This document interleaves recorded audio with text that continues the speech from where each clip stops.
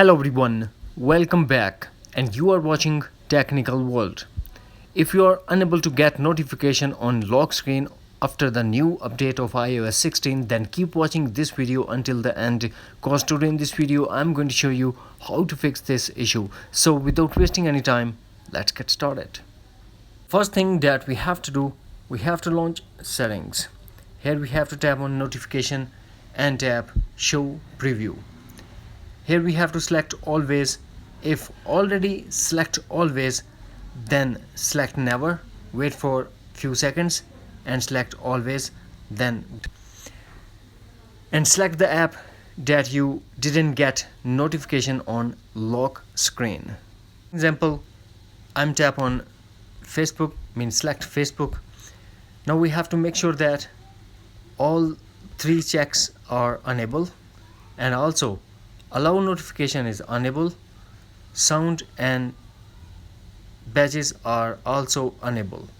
If already enabled, then disable allow notification, wait for a couple of minutes, then turn on or enable back. Force close all the apps that are running in the background and check the control center and make sure that do not disturb is disabled. We have to launch settings. Here we have to tap on screen time and tap content and privacy restrictions and turn off content and privacy restrictions. Then go back to settings and tap on general. Here we have to tap on transfer or reset iPhone, tap reset and tap reset all settings. This process will delete all your customized setting to default setting, but no data or media will be deleted.